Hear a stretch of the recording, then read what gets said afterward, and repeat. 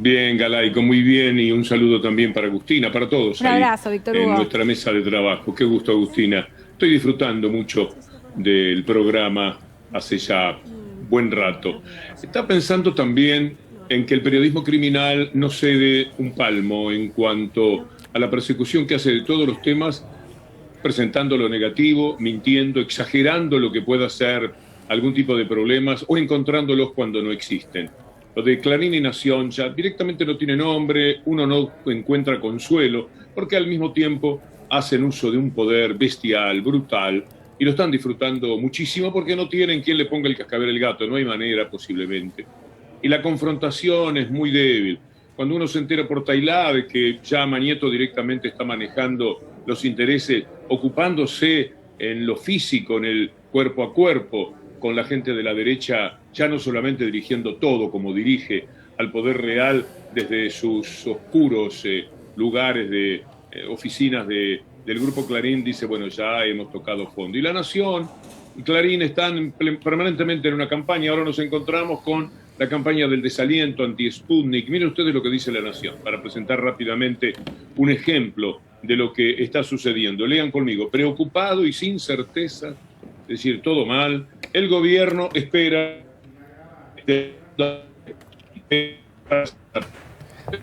Sí, ahí lo estamos leyendo, Víctor Hugo. Te escuchamos con un poquito de... A ver, que se Entrecortado. entrecorta. Esto suele ocurrir, ¿no? Completamos la lectura. A ver, lo que recién nos decía Víctor Hugo. Preocupado y sin certezas, el gobierno espera un lote de la segunda dosis de Sputnik V para la semana próxima. Vamos a ver un informe y enseguida retomamos. Procediendo en chancletas. Al gobierno le sale casi mal todo. El tema de las vacunas. El gobierno evidentemente optó por dos vacunas. La rusa, la Sputnik V, y la inglesa, la AstraZeneca. La AstraZeneca ha tenido muchísimos problemas. La Sputnik ha tenido muchos problemas con la segunda dosis. Se han vacunado con las dos dosis. Una de cada 6 personas que se vacunaron con la Sputnik. Hay un problema. Ellos no saben con qué vuelven los aviones de Aerolíneas Argentinas hasta el momento en que suben los embarques de dosis al avión. Claro.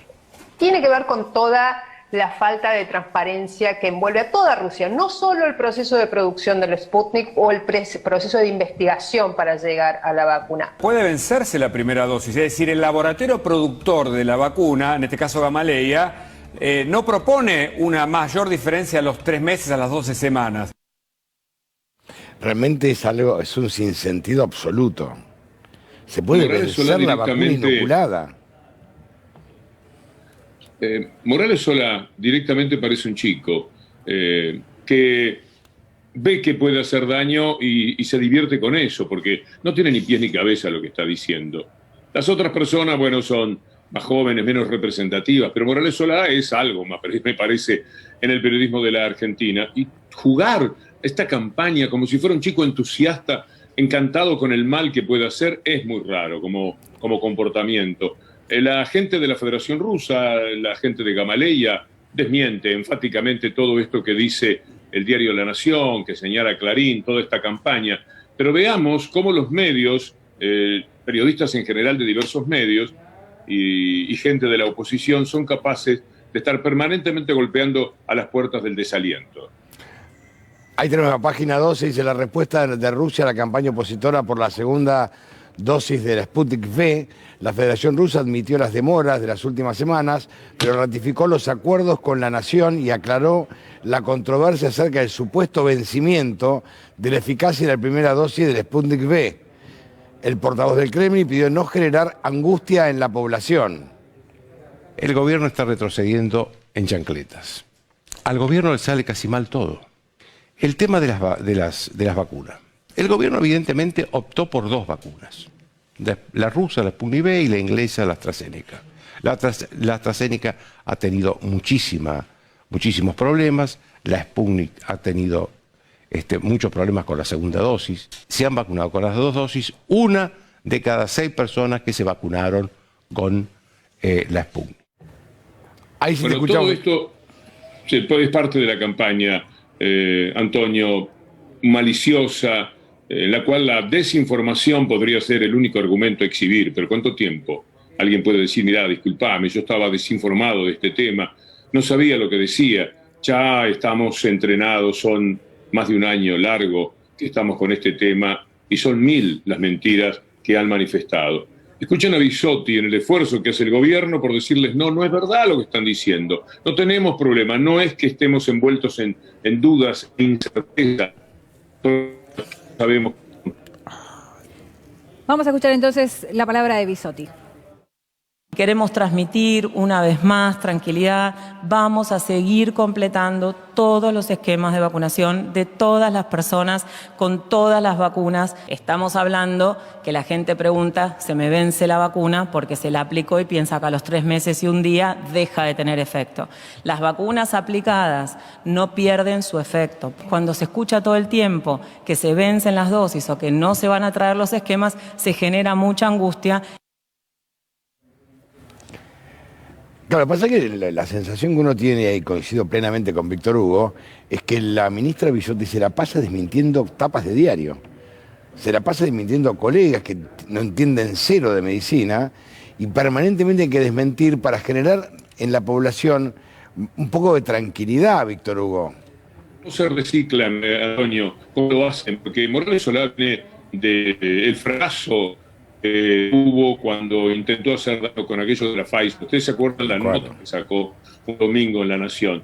Y todas las demostraciones que hubo fueron refutaciones muy bien hechas que lo dejaban muy mal, que lo dejaban terriblemente mal parado. Pero él vuelve a la carga, por eso digo que está hecho un pibe. Que tiene mucho entusiasmo, que ha descubierto que puede hacer daño, que su pertenencia social lo saluda, le dice chapó Morales Solá y él sigue divirtiéndose con todas y cada una de las mentiras que va encontrando. Ahora bien, detrás de Morales Solá están los popes, están los dueños de todo. Detrás de Morales Solá en TN está Mañeto, está Cablevisión, está el Grupo Clarín. ¿Y cuáles son los intereses que se mueven detrás? Bueno, miles de millones de pesos. Recuerden esto. Y lo vamos a escuchar a Gustavo López. El diario Clarín, el Grupo Cablevisión, le está robando a usted, al usuario, en la suma de 4 o 5 millones de usuarios, algo así como 16, 17 mil millones de pesos en lo que va del año. Es decir, todos los meses, enero, febrero, marzo, hasta hoy, ha cobrado el 20% cuando podía cobrar el 5%. Le está robando el 15%. Tan consciente de que está robando el 15% que amenaza a los que pagan el 5% pero no les corta el servicio. Porque sabe que queda expuesto a lo que sean las futuras demandas. Y alguna vez se van a encontrar jueces que no estén en las oficinas contiguas de Clarín. En consecuencia, lo que tenemos es ahora una estafa cometida por los privados. Imaginen ustedes cuando el gobierno aumenta un 2% algo, la nafta 2%, los títulos de los diarios, el ataque persistente sobre el gobierno, sobre las dudas e incertezas del gobierno. Son acalambrantes, pero cuando esos roban, por supuesto usted ni se entera, recibe la factura, no entiende por qué, ni siquiera sabe que lo que está recibiendo del 20% es una estafa y que tendría que ser el 5% porque la información está escamoteada y usted pertenece al 80 o 90% de un tipo de información, no sabe que le están cobrando de más. Se enoja un poco con el número, pero lo tiene que pagar y lo paga.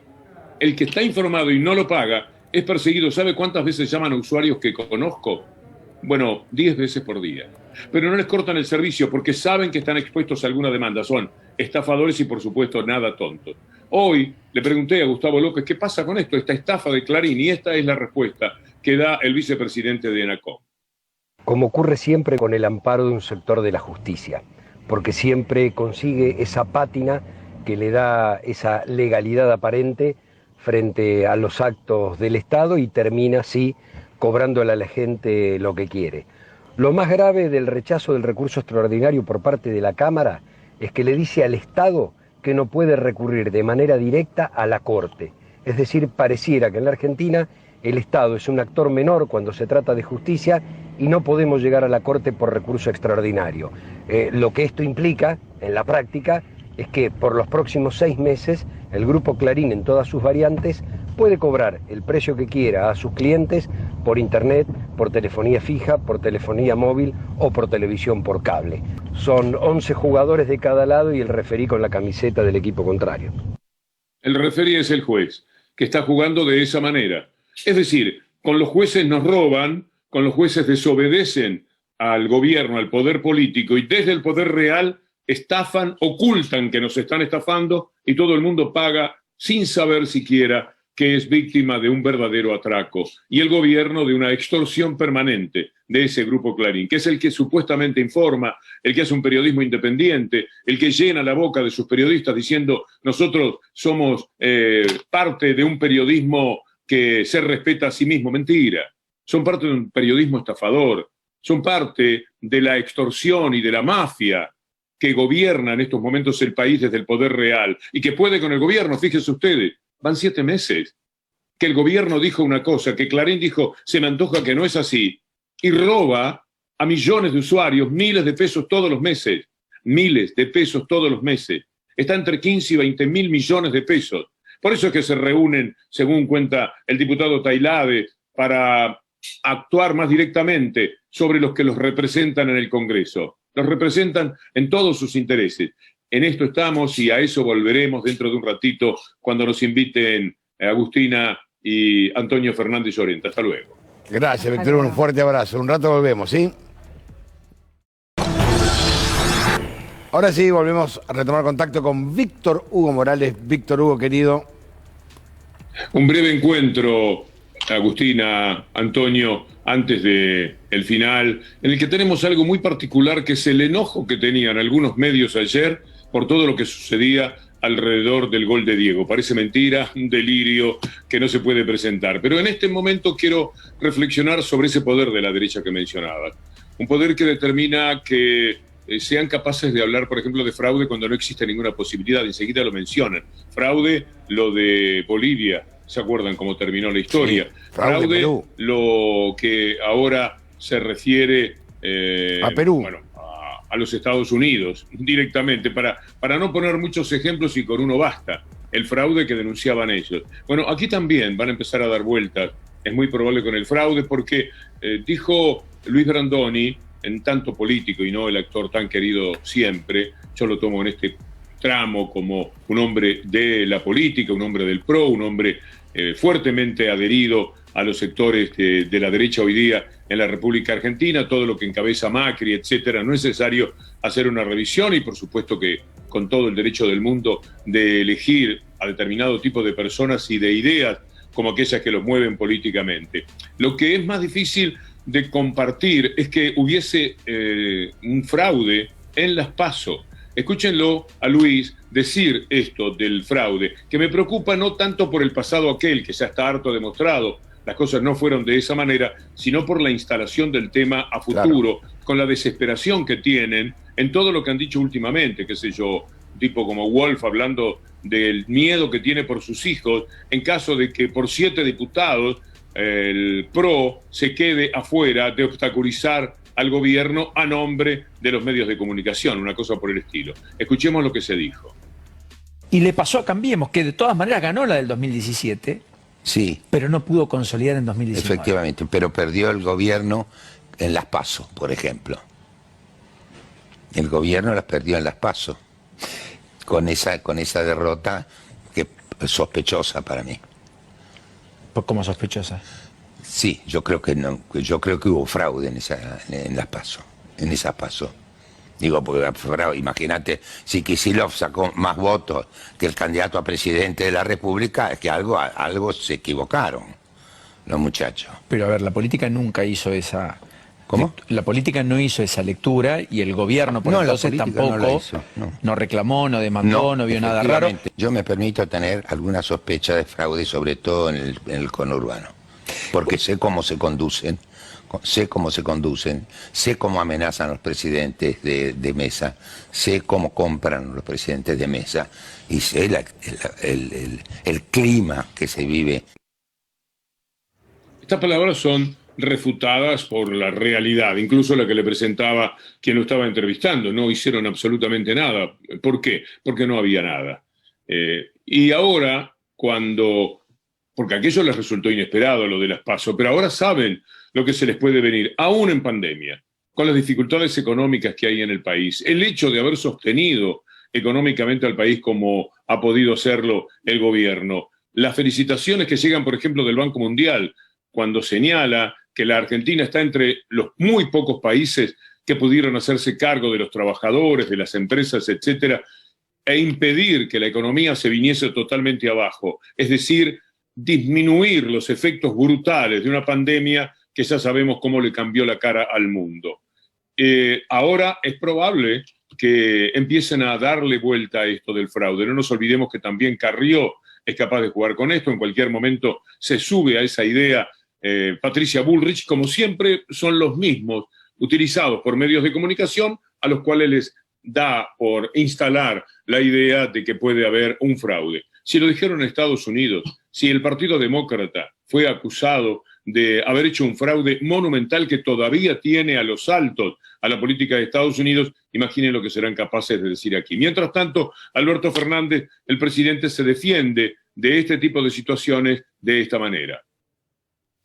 No lo olvidemos, porque los responsables tienen nombre y apellido. Están en los canales de televisión dando cátedra de lo que ellos no supieron hacer en su momento. El otro día, para mi asombro, lo escuchaba al expresidente en un programa en Córdoba decir: el presidente Fernández no entiende cómo es esto del fondo, no debe negociar así. ¿Cómo le va a pedir al fondo que baje las tasas de interés? ¿Cómo le va a pedir al fondo que le dé más plazo? Mire, Macri, yo hago eso porque yo defiendo a los argentinos. Usted se olvidó de los argentinos y los metió en un problema enorme del que todavía no podemos salir.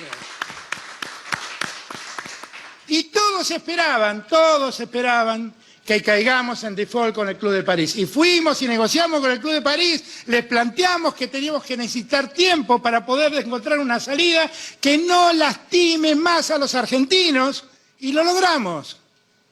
Y lo logramos. Y no bajamos ninguna de nuestras banderas.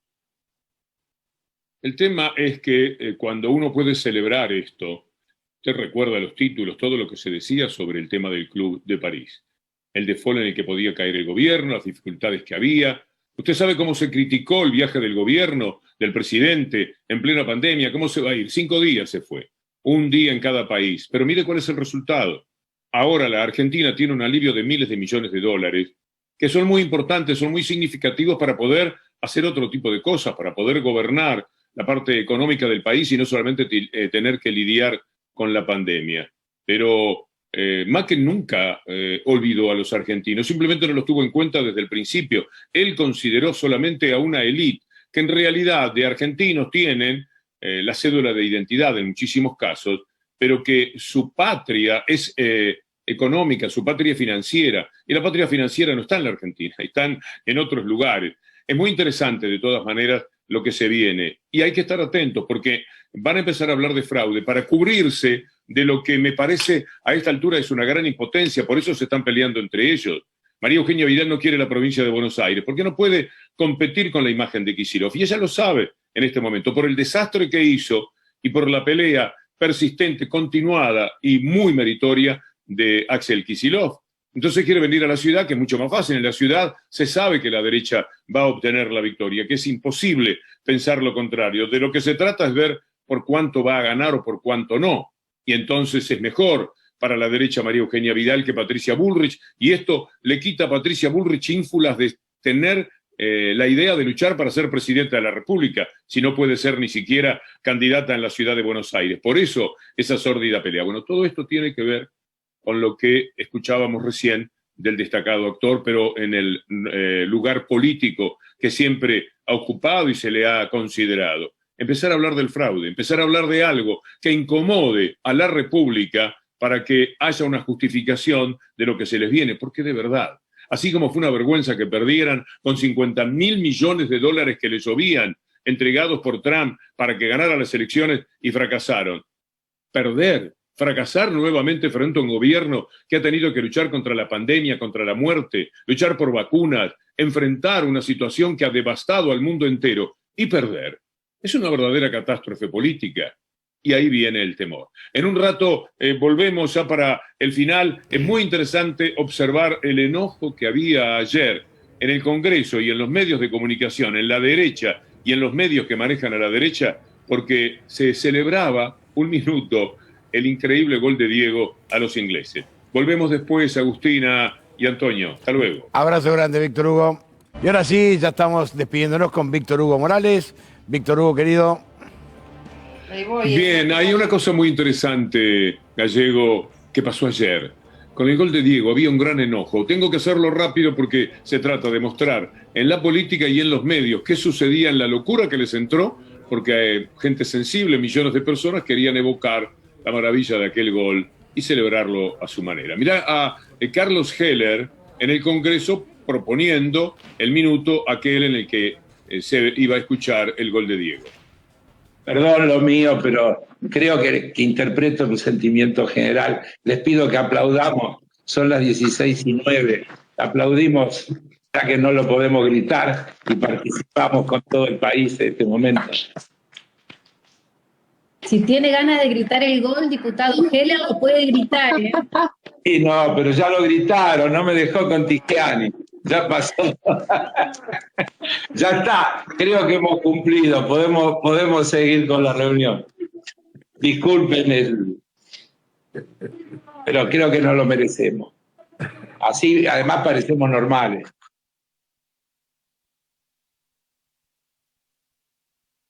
A un diputado Enríquez, un sobreviviente muy extraño en el mundo de la política, que estaba molesto por esta pérdida de tiempo con todo lo que está pasando en el país. Un aplauso para Diego o un grito por Diego. El hombre está en cosas tan pero tan importantes que no podía distraer ese momento del aplauso, por ejemplo, le parecía una barbaridad. Escuchémoslo porque después es muy gracioso lo que sucede. La verdad que me sorprendió, soy futbolero de alma, pero me dio una profunda tristeza la indiferencia ante la muerte, la indiferencia ante lo que están pasando nuestros conciudadanos cuando se pusieron a festejar el gol de Maradona de hace 35 años. Mire usted, qué tipo tan criterioso, dirán. Está muy ocupado, buscando abogados para hacer amparos. Muy ocupado. Ahora escucha. Perdón. Ese que buscaba abogados, ¿te acordás? Para hacer amparos, que él lo firmaba. Escuchalo a Massa ahora, hablándole a Enríquez. Diputado Enríquez, ¿de qué cuadro es usted? Se fue a ver los últimos 10 minutos y llegó tarde a la votación.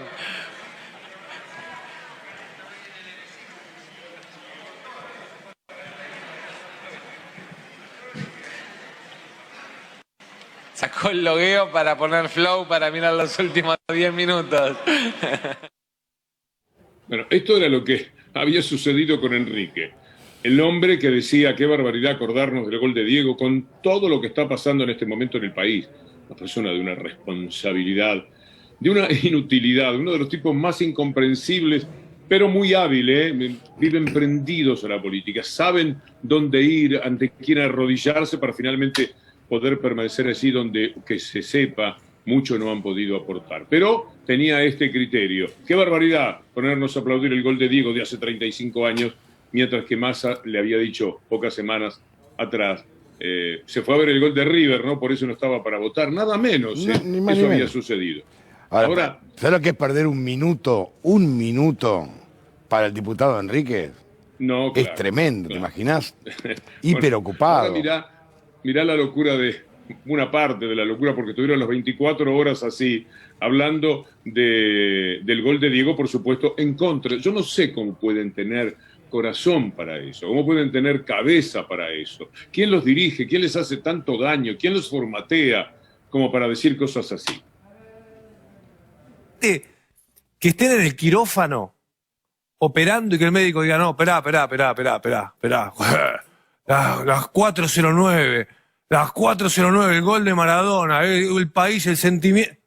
No, imagínate que el docente diga, chicos, vamos a dejar la clase de matemática porque son las 4:09 y tenemos que gritar todos el gol de Maradona de hace 35 años. Los chicos miran así y dicen, esta señora, ¿de qué está hablando, no? Este profesor, ¿qué es lo que dice, no? Los bomberos, imagínate que el bombero suena a la sirena y dice, no, 4:09.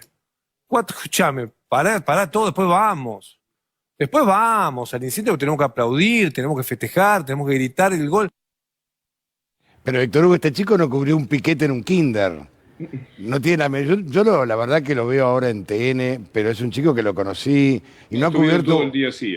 Pero no ha cubierto un todo el piquete en un tiempo. kinder, ni un motín, ni una rebelión en un jardín de infantes.